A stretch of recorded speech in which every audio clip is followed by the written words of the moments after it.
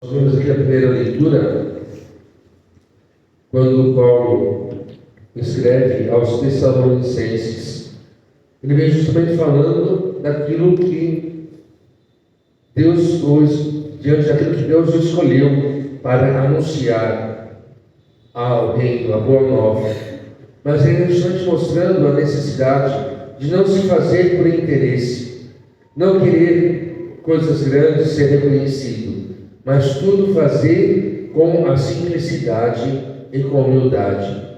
Deus escolheu eles para anunciar a boa nova. Jesus escolheu os 12, os 72 discípulos, os 12 apóstolos, e escolheu depois de um tempo também Paulo, para que ele deixasse perseguir os cristãos para anunciar o reino de Deus. E ele nos mostrando aqui para nós a necessidade de tudo o que fazermos, primeiro porque foi Deus quem escolhe. Ele escolhe quem Ele quer e da maneira que Ele quer. E segundo, Deus nos dá a sabedoria para anunciar a boa nova. Então que isso não faça com que nós cresçamos diante das pessoas. Nós achamos que somos os melhores de todos, mas pelo contrário, a simplicidade e a humildade ao anunciar a boa nova. Tanto é que Jesus, ao falar diretamente para os mestres da lei e os fariseus, Jesus chama eles de hipócritas. Mas por que ele faz isso? Porque justamente, para a primeira coisa, para mostrar que, se a gente trazer para hoje, nós padres, bispos, papas, se a gente também não tiver humildade, se a gente não fizer aquilo que Deus pede, através da sua palavra, dos seus ensinamentos, nós também seremos julgados da mesma maneira que qualquer outro filho de Deus. Ele veio justamente mostrando aqui que nós não somos melhor que ninguém. Somos todos iguais perante Deus. Perante Deus não existe cargos, mas existe sim os filhos dele. Então todos nós seremos julgados igual por aquilo que fazemos. Não é porque eu sou padre que eu já tenho meu lugar reservado no céu, não é porque eu sou padre que eu já sou salvo.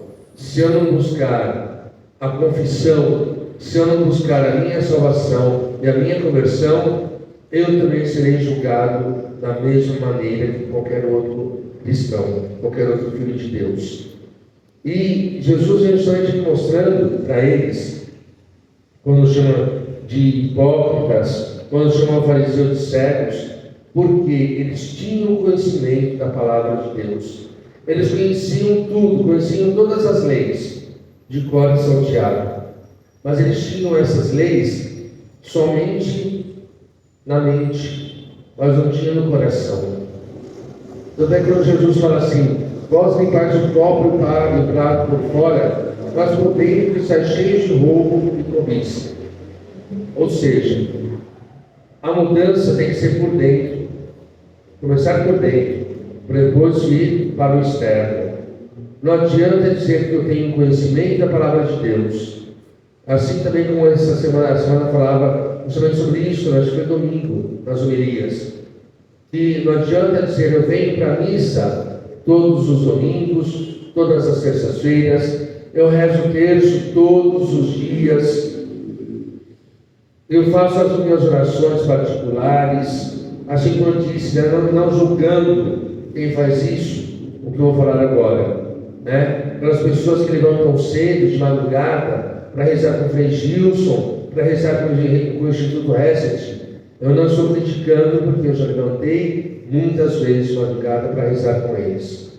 Mas não adianta levantar de madrugada, rezar com eles, se só no exterior está mudado. Não adianta nada. Tem que ter a mudança verdadeira dentro. O meu interior tem que estar limpo. E quando Jesus fala sobre isso, não adianta lavar só o copo por fora. Porque se eu lavo o copo por fora, se ele for usado, ele vai continuar sujo por dentro. Então eu tenho que lavar por dentro e também por fora. Mas eu tenho que mudar por dentro para que o lado externo esteja limpo também. Aquilo que eu demonstro por fora é que eu tenho que estar também por dentro. Por mais que eu possa enganar os homens, mostrar que eu mudei, que eu sou diferente, mas Deus conhece o mais íntimo de nós. Deus conhece o mais profundo do nosso ser. Podemos enganar os homens, ou por muito tempo, ou muitas vezes nem por muito tempo. Mas a Deus nós não enganamos nem um segundo, nem um milésimo de segundo. Porque Ele conhece o mais íntimo de cada um de nós. Porque foi Ele que nos criou. E por isso Ele conhece os seus filhos. Portanto, irmãos, que a leitura de hoje venha nos ajudando justamente a não sermos hipócritas nem cegos com a leitura do Evangelho nos dias hoje. E principalmente aquele conselho que Paulo nos dá: a simplicidade e a humildade, acima de tudo, naquilo que fazemos. E principalmente, as nossas orações devem começar a mudança em nós. É uma coisa que eu sempre digo também, que muitas vezes nós rezamos pelos outros, as pessoas que nos pedem em oração, mas nós esquecemos de rezar por nós também. Então não adianta eu rezar pela conversão de alguém se a minha conversão não está acontecendo, se eu não peço a minha conversão. Não adianta eu dizer que eu rezo, que eu faço, que eu aconteço, se por dentro eu continuo uma pessoa com um coração duro, um coração de pedra, um coração que realmente não saiba colocar em prática os ensinamentos de Deus. Então comecemos por nós a mudança. Comecemos por nós pedindo ao Senhor que, ao rezarmos, que acima de tudo a sua palavra venha em nosso coração. E para encerrar, é uma coisa que eu sempre digo também: antes da palavra chegar até o povo de Deus durante a missa, a palavra de Deus está primeiro para nós, padres, bispos e o Papa, porque nós estamos tendo contato com ela para prepararmos o momento da partilha, da homilia. Então, primeiro a palavra vem para nós, para que depois eu possa estar passando para o povo aquilo que Deus quer para nós. E através desse ensinamento de hoje, comecemos a partir de hoje, nas nossas orações, não esquecer de rezar por nós e sempre pedir a nossa conversão, a nossa santificação, e que, acima de tudo, que a sua palavra venha nos ensinando a mudar, principalmente por dentro. Começar por dentro, para que depois o externo possa estar sendo completado aquilo que veio de dentro. Louvado seja o nosso Senhor Jesus Cristo.